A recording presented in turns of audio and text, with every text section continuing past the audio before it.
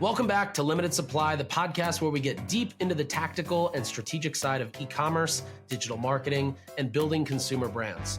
I'm your host, Nick Sharma. I've spent the last 9 years building, scaling, and investing in brands. And through this show and my weekly newsletter at nick.co/email, I'm here to share everything I've learned. The wins, the losses, the experiments, the tactics, and the insights, all so you can unlock your next $100,000 in revenue.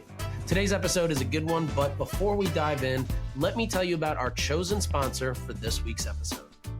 If you're still sending the same abandoned cart email to every shopper, I need you to stop and think about what that actually means. You're treating someone who browsed a $40 product as the same as someone who's got a $200 cart ready to go. Different people need different reasons to come back. And that's exactly what Instant does. Instant looks at every shopper's behavior on your site and sends the email they should actually get. Personalized copy, the right products, the right offer, all of this running automatically. Brands using Instant are seeing a 3 to 5x increase in their email revenue alone. This is your last chance to get Instant at 50% off for your first 60 days. Grab it at instant.one/Sharma. All right, welcome back to another episode of Limited Supply. I'm your host, Nick, and today we're actually just going to talk straight tactics. So this past weekend, I wrote a newsletter on basically something that, has always worked for me when trying to dial in paid social funnels, which is listicles, better landing pages, something I've talked about very extensively and, I'm always a fan of. But this past weekend, I actually just talked about specifically a listicle. What's the best way to make a listicle? And I'll just give you a quick summary of it before we dive into today's episode, which is just going to be looking at a number of different landing pages, websites, listicles. And I'm going to have links for all of these at the end. It'll actually be in the show description.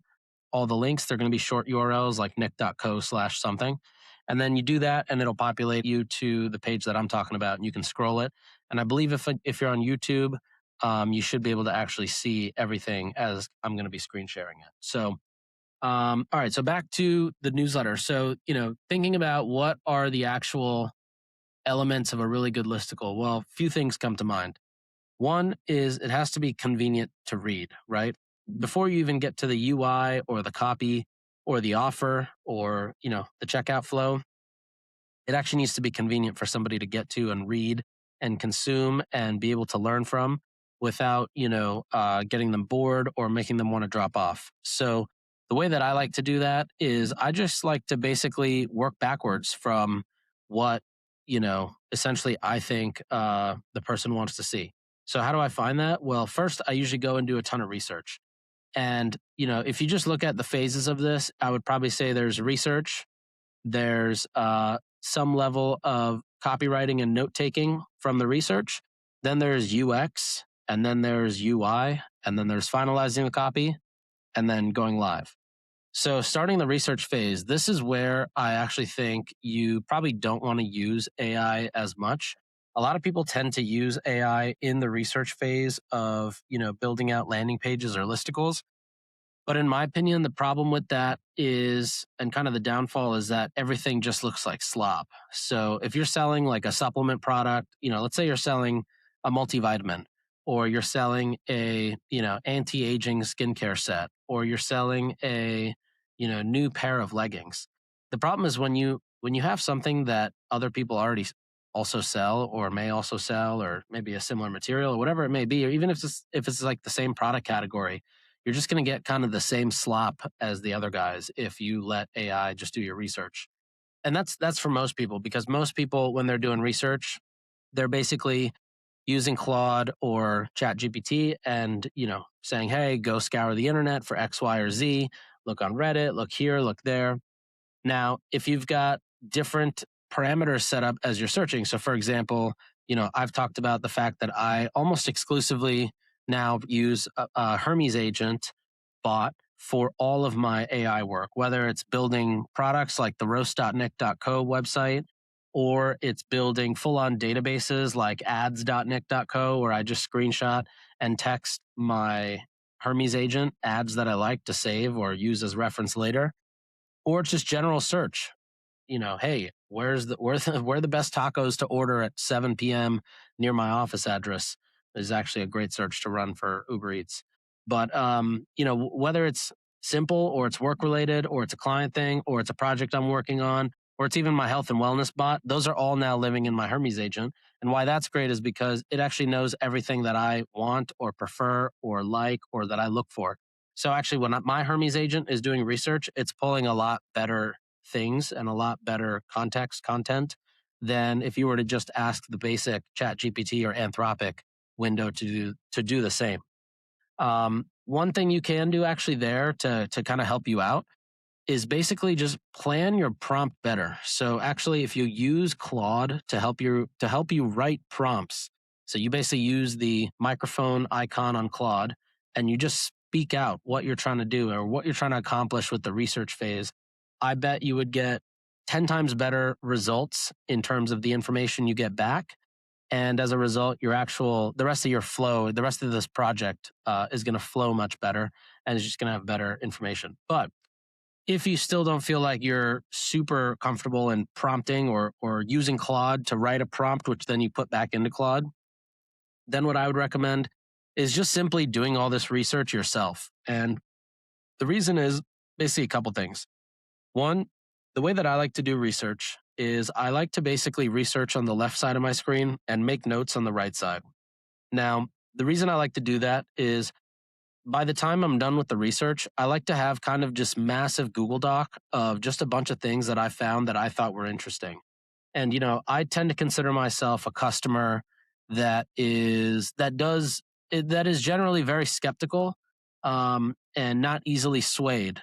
And so as a result, I just know that if I find something to be interesting or a fun fact or something like, wow, that should be that's something that would convince me, then I would just make a note of that on the right side and, basically put that there. And the goal is to have like 5 or 6 or 7 pages of all this stuff written out so that when you do get to the next phase of UX, it's actually not that complicated because you've already highlighted all the things that you first thought were really amazing. And now it's just a matter of reorganizing those things into an actual page wireframe. All right, so I'm going to pause right there, but basically just recap right here. So research phase, if you've got your own agent set up that knows what to look for and how to look for things and knows about your brand and the context and maybe even what performs well from an advertising standpoint or a open rate or click rate standpoint, if it's collected to your Klaviyo MCP, whatever it is, if you've got your own agent, that's a great way to do research. If you're just using AI to do research, make sure you try to prompt it in a much stronger way. So use Claude to generate a prompt, which then you put back into Claude to get the research.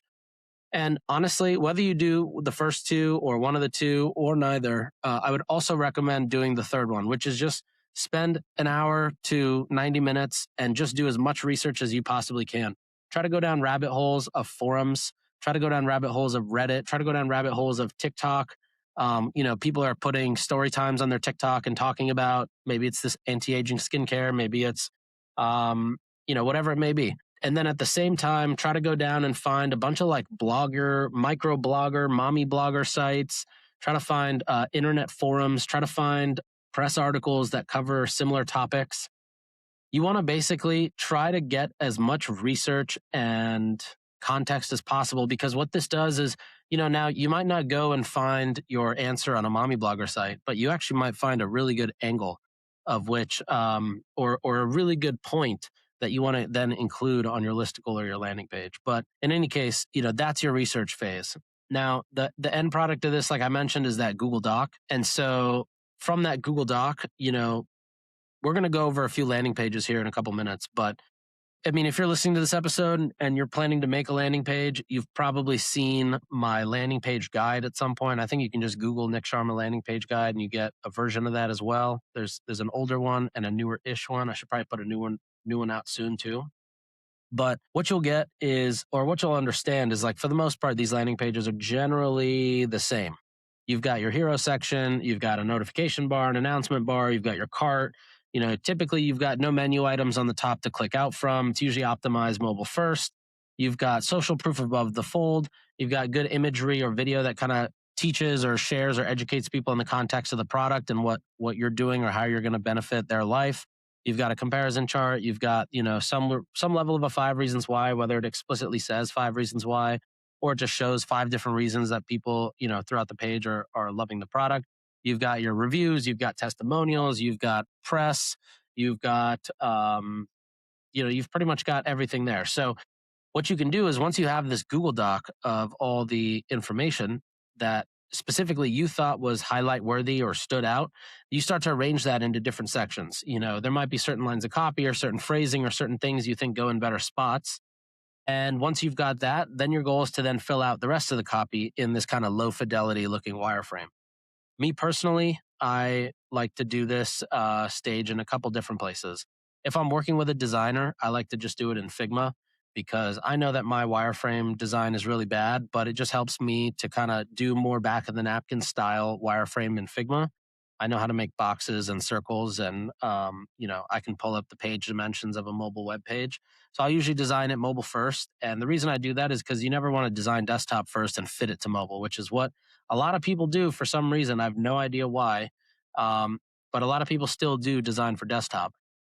Typically when that happens, you design for desktop and squish it into mobile, and you tend to lose a lot of the important elements from showing up where they should. You might find that if your desktop header is really full above the fold, then when you squish it to mobile, you have no social proof. You have no kind of buyer's guarantee. You have no messaging that pushes reasons to buy because everything is kind of just squished in, so it gets pushed down. So that's just one example, but that's why you want to design mobile first and then stretch it to fill the desktop. So if on mobile your hero or your above the fold is really nice and snappy and hits all the things you want it to hit, but then you stretch it out to desktop and you've got a little bit more room to add, then that's where you add to it. But you don't want to do it the other way where you have a really full desktop and then you squish it and everything kind of gets moved down because you're trying to include all the elements. So just a thought there. Now, if I'm not if I'm not working with a designer here and I'm just trying to, vibe code this thing, then what I would probably do is I would still put together what I just mentioned, which is like a rough wireframe, back of the napkin looking thing. Basically, screenshot that, get a bunch of examples of other sites, which again we'll go over in a second. So you'll have a bunch of examples here to pull from, and of course all the links in the show notes. And then I would probably work with an Anthropic model to brief out what this full wireframe looks like as if it was designed, and then work with Manus to actually develop it. I find that Manus is a really good development tool, but if you just let Manus design it as well and kind of brief itself for the development, the result is not as strong as if you use Claude to brief and Manus to execute. So that's just something I've done a lot of. And of course, another thing I would say is ideally you have some level of like your own internal creative documents, design system, formatting. I tend to have these all built out as markdown files, which are then, some of them I've actually turned into online, like live URLs, which I can then reference to other models, which makes things easier. So, for example, I have a database with all of my information on landing pages. It's like 30 pages long. And that's actually what gets referenced when you run the roast.nick.co website for $5 is it references all of that to then give you a roast and a page score and improvements for your own page. Now, I have the same thing when it comes to ad creative and the same thing when it comes to general web design, not similar to landing pages, but slightly different. And what that does is the final Manus product of this, basically developed out wireframe looks really good. And then a designer can then use that to, UI designer can use that to either go and take that to the next level. Or sometimes now what I'm seeing is design systems are becoming so strong that when you don't have too complex of a page, you can actually develop most of this directly. So a lot of people are doing that. And then depending on how that works, right, if you end up using AI to build the rest of this page out, meaning the development and the go live, then you can actually publish it directly. Now, if you develop in Manus, you can actually publish it directly in Shopify. But if you don't, and maybe you work with a designer and you've got your own developer, I know a ton of brands that are, now using AI more in the process post strategy and pre-development. So basically in like that wireframe stage, in helping write some of that copy, maybe in making sure they're helping with some of the research. But still, the strategy of that page is still being set kind of by the human brain. And then the design and development is still being done a lot by actual designers and actual developers because it just stays more on brand and whatnot, although that will for sure evolve as time goes on. We're already seeing some brands that have built out really robust design systems and are now pretty much just you leveraging that for everything they're doing. All that said, then you go live and then you just start testing it. So why is this important? Well, most brands, even a bunch that I went through on ads library today, still send a lot of their product traffic, or paid traffic rather, to their homepage, collections page, or product page. And it's not super common to use listicles, but everybody who uses listicles somehow, like, pretty much ends up using listicles from there on after. Why? Because the conversion rate is amazing. And if you've got listicles that are really engineered for success, meaning, you went through that proper strategy and flow I just talked about, with proper strategy and research and pulling out insights or highlights, and then, filling out the rest of that, designing it in your brand, developing it, going live, testing it, understanding using a heat map or a clarity, where people are going, what the drop off is, what's found useful, what's found confusing. If you go through all of that, then that is really how you get to listicles that drive conversion rate from, maybe sub 1% or 1.5% on your website to maybe like 6 or 7%. And the reason is because you're basically qualifying the traffic pretty heavily in a way that is not just directly selling. So when you send people to a product page, you're pretty much directly selling them on whatever the message is on the product page, right? So let's take earplugs, for example. If you're selling these, amazing earplugs, your product page might just talk about noise cancellation and the quality of the product. It might not be kind of like a paid social engineered landing page. But if you've got seven ways to prevent tinnitus, or whatever it's called, that ringing in your ear, 7 ways to prevent, 7 reasons you should be using earplugs when you're out at events, 7 reasons you should never go, you should never raw dog a conference, whatever it is. That basically allows traffic to be qualified in a way that is kind of speaking to something more people are going to understand, versus just speaking to like the engineering quality of why this earplug is the best, right? So what it does is essentially cast a much wider net in terms of who you can get as a qualified customer, and allows you to educate them in a format that's easy to understand. Shout out to BuzzFeed that made all these listicles and things, BuzzFeed, Little Things, Refinery 29, all these internet publishers that spent 10 plus years building out listicles that got insane amounts of traffic. Listicles are just a fun format. It's like playing a game to some degree for your brain. So that's why they work. And that's why today I want to talk about not only landing pages, but also listicles. So I'm going to share my screen here, and, hopefully you can see this.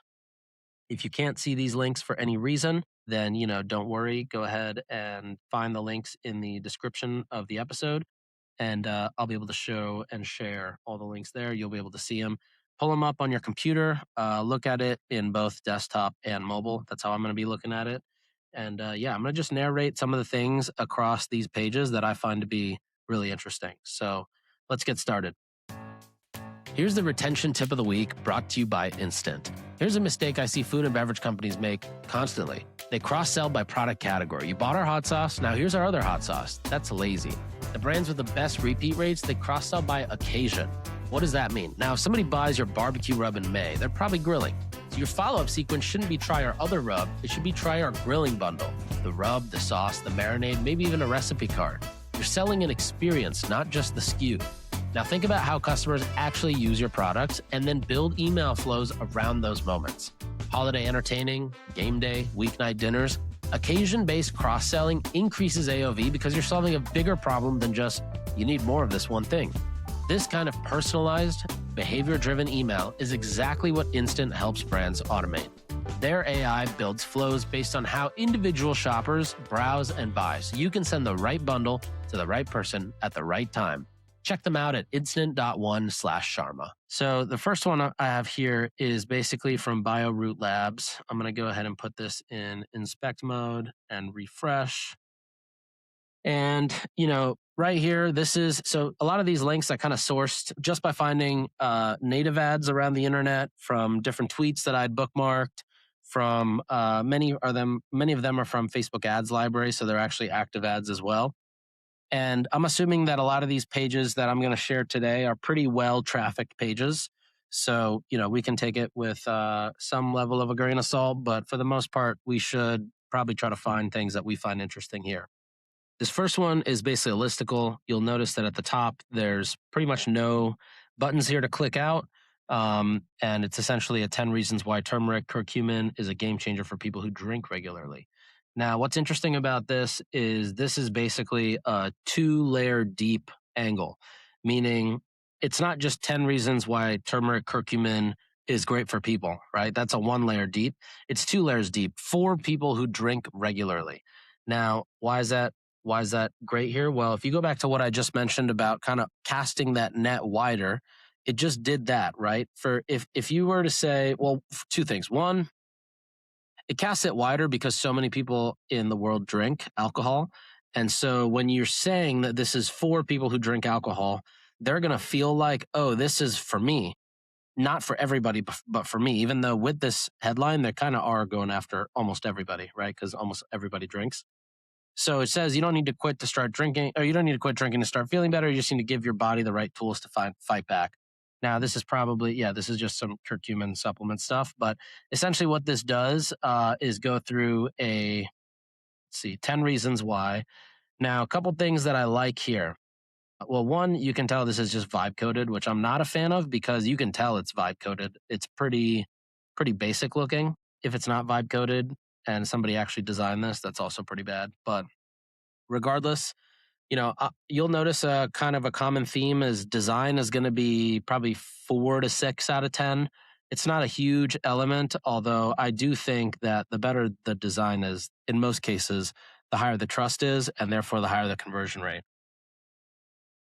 One thing I did like about this listicle specifically is that the right words are bolded here. So whether it's in the beginning, in kind of the paragraph before the reasons start, or within the reasons, or the think of it this way breakout and the key point breakout, which are kind of basically like quote in lines on the page itself. Those are all nice. Now, a couple things I'd change. There's not really many CTAs. There's no imagery here at all. There is kind of this vibe coded, 2000% more absorption, basically like a clinical trial equivalent type of a module is what they're trying to put here. But then basically it just goes to this button, you click through, and it takes you to the BioRoot PDP. Now, the PDP itself is also incredibly optimized. So in the hero itself, you've got the product. On the right side, you've got these 3 icons that take up a decent amount of real estate, probably, 25%, maybe some more, maybe 30% of the actual hero area. Fully just talking about these. And then what also is cool at the top, which I haven't really seen before, is you've got this scrolling marquee. So basically a little announcement bar looking thing under the logo of the brand, but it's side scrolling with these highlighted quotes, which I think, again, speak to basically the audience they're going after, which is essentially kind of like this older demo from what it seems like. All of the imagery in the actual PDP also, great job by them on this. It's basically like a TikTok shop carousel, aka how do you use the landing, how do you basically break out your entire landing page into these 8 to 10 images that scroll through the top. And why is that important? Well, if you have looked at any sort of like heat map or clarity recordings, you know that this section here at the top, both the scrolling of the images, but also where you might choose a color or choose a variant, are basically the most clicked on and interacted things on the page. So it makes sense why you want to basically have kind of a descending order of most important things to least important things in terms of what people will care about. And that's what they've done here. Just scrolling down a little bit, a couple other things I like. They've got really good social proof. So they've got, this bestseller badge. They've got a badge that says #1 choice for doctors and practitioners. They've got reviews of 4.8 stars. They've got 200,000 plus happy customers. They've got this reduces joint pain and stiffness in 2 to 4 weeks. So it's like giving you a time frame, targets inflammation at the root, kind of like an unsupported claim here. And then they've got really good bundling and pricing. You get a 1 month supply, which I believe is, automatic subscription. So automatic subscription, which is how you get the discount from $50 to $24 for a 1 month supply. And, 2 month, they've got a they've got a 1 month supply, a 3 month, and a 5 month. With the 5 month, you basically pay for 3 and get 2 free. With the 3 month, you pay for 2 and get 1 free. This add to cart button is huge. Again, more social proof. They've basically just loaded this page with social proof. I think that's the takeaway here is from this page, I would say This page is a great example of you don't need to apologize for having too much social proof. So yeah, I'm going to move on to the next one, but I think the lesson that I'm going to take away from this is the social proof is key, and also the TikTok shop carousel of images is also key here. This next one is a hydro page. So hydro is a bottle, it looks like. Now this one is, again, I'm looking at it on mobile, just refreshed it.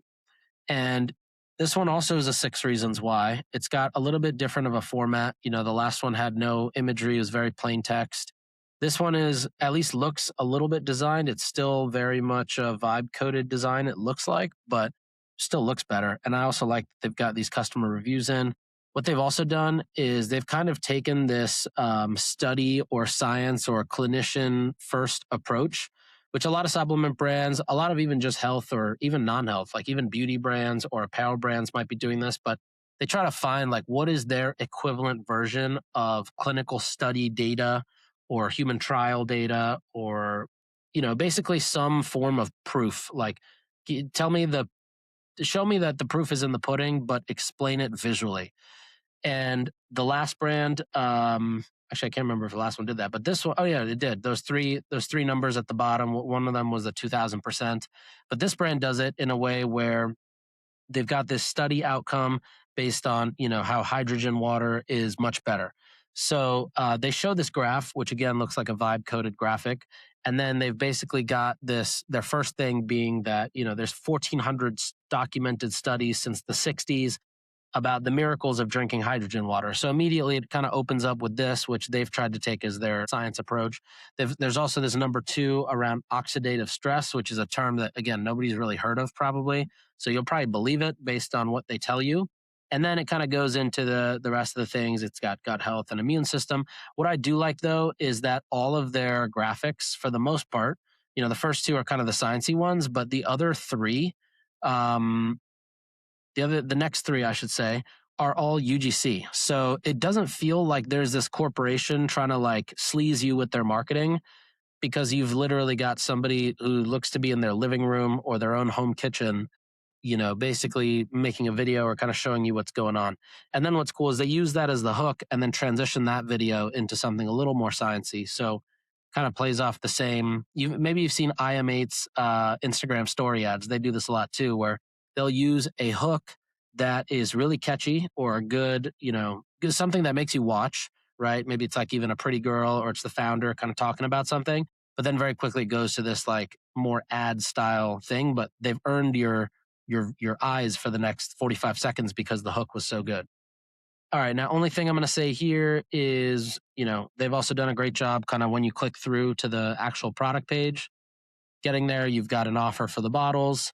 And you know, I don't know if I'd personally buy this product, but I can always respect their marketing. The next one is from Corriderum. Don't know how to pronounce this, but I'm going to reload this in mobile. Now, this to me looks like something that probably came from native traffic, just because of the style of design here and kind of like the, you know, my graphic designer is on vacation type of vibe going on. But, you know, this format and this design works extremely well with older demos, which it looks like they're targeting based on the imagery here. And it also does a really good job of basically, you know, keeping people hooked, because there's nothing else you can click on, which it looks like they've also done a good job of. I'm sure this is all, you know, relatively tested. I do like that at the bottom, you know, there's not really anything too crazy here, but I do like at the bottom some of the things they called out. So they call out Prime Day sale, which I believe is either going on right now or it's coming up. I'm seeing ads for it everywhere in New York. So I assume it's either happening now or it's about to happen. So that's something relevant, interesting. These guys are running basically their same offer as a Prime Day sale, which a lot of brands are actually getting in trouble for right now. So, you know, double check. First of all, the reason they're getting in trouble is because they're running basically sales, which aren't actually sales. They have this like always on acquisition offer that they say is a sale, but it's actually just a trick to make customers think it is a sale. It's not really a sale. I think Rise Superfoods got a class action for it or something. You know, Robert Freud, if you follow him on Twitter, he's the best follow for all things legal. But he's always tweeting about this. There's basically 2 or 3 brands that have gotten hit with this recently. And another 2 or 3 brands that also got hit actually recently with the same thing about how they make claims that, they use real butter in their product, but they use like, some processed agent that feels like butter, maybe tastes like butter. And I forget the exact brand example. I know there was also a lactate cookie that just got hit with something that basically said that their cookies don't actually help women lactate more, but it's kind of a marketing angle. All that said, make sure you're not lying. Okay, don't lie to get people to come over and try your product. Make sure that you're actually showing something of value and giving something of value. Otherwise, you're not really building a business. You're just trying to trick people into buying your scam. Anyways, the thing I like about this page is it just reiterates the offers: buy, get one free. And then it reiterates again: buy one, get one free. The last thing I'll say that I really like here is the sellout risk. So this is something that I've seen. I've seen this version of it. I've seen the version of it where it's, a pinging light and it says order ships today. It looks like the store is online and like working, or the warehouse is online. The other one I've seen is, it's been a minute since I've seen this one, but it'll basically say, like June 2026, sold out. July 2026, 13 units left. August 2026, 30% full. And then the next version of that, which is what Hudson does from Comfort, which is really cool, is basically he'll say, okay, now if you want to wait till September to get your order, you'll actually get 30-40% off. That math might be wrong, but the idea is kind of the same, where it's like, all right, if you're willing to give me your cash now so I can hold it and maybe invest it to get inventory or do whatever, and then you're willing to wait for your order to come later, you can probably get some efficiencies when it comes to shipping, whether it's air or sea freight. So you get some efficiency there.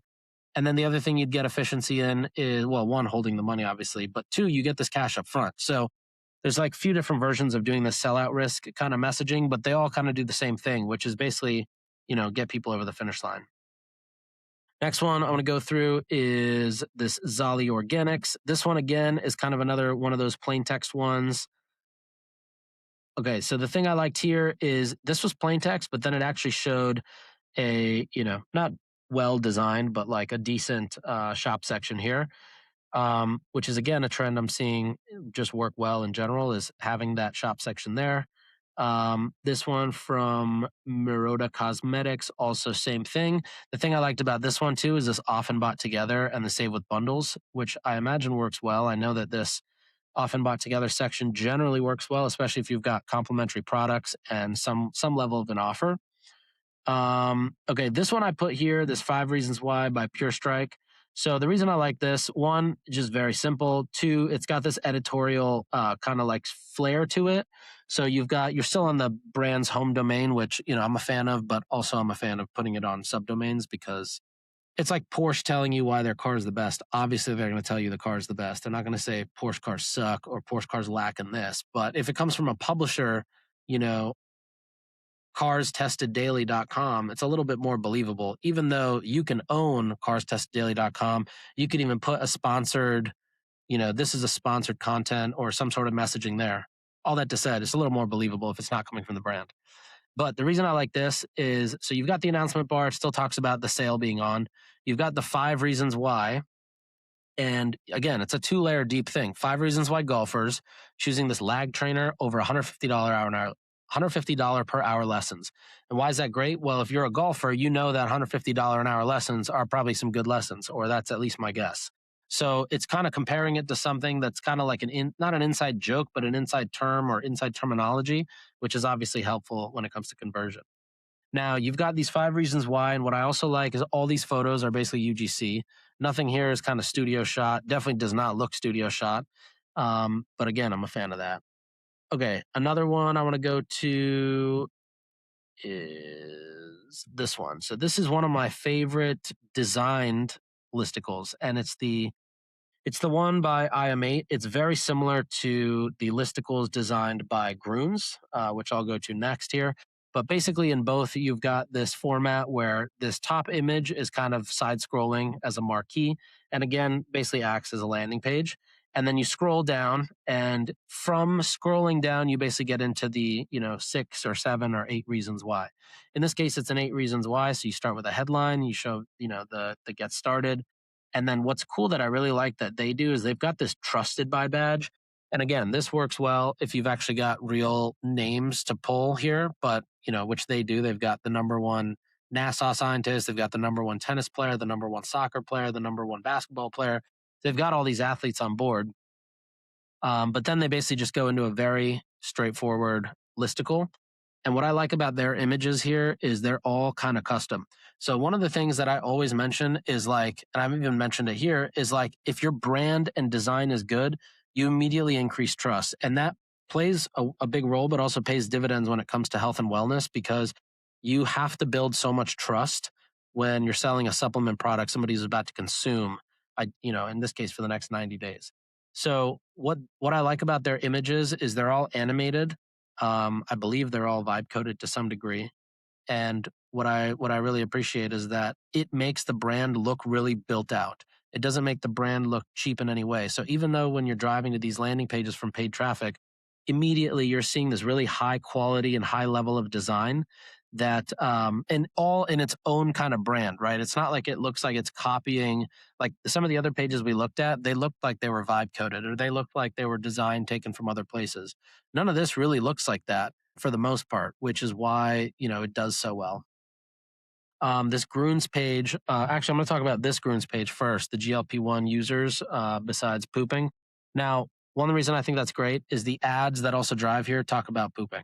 So it kind of just immediately catches your attention. And it's also a term that's clearly not restricted on Facebook. So kudos to them on doing that. But then what they do is they basically turn all of they've got this template they run, and they'll basically just take, different angles that work really well, design a new, version of 7 Reasons Why, throw it up here. And it's basically, hero at the top, listicle in the middle, all custom graphics again.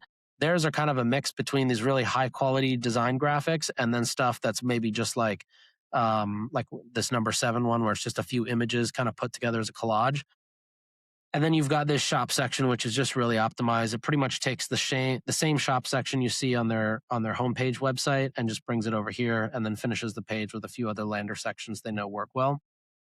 This other one is the 6 Reasons Why, which kind of does basically the same thing. But in this one, they've got this side-scrolling product carousel, or image carousel at the top, which also just does a really good job kind of doing that same TikTok shop style slideshow approach.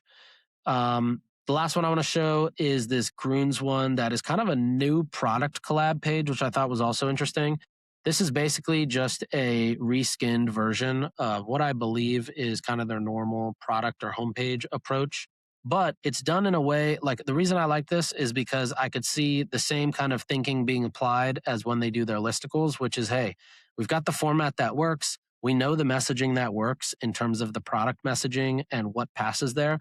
Now let's reskin it for a new angle, or in this case, a new product. So, kudos to them for figuring out these design systems that work. But I did want to highlight that.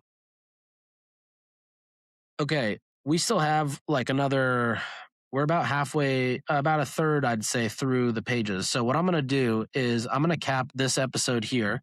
And I'm going to save I'm going to just go and record the next 1 or 2 here as well, and just try to bang out these rest of these sites. So stick around and definitely come back next week. And if you've got any questions, if you want me to roast your page using all my online landing page database stuff, just go to roast.nick.co.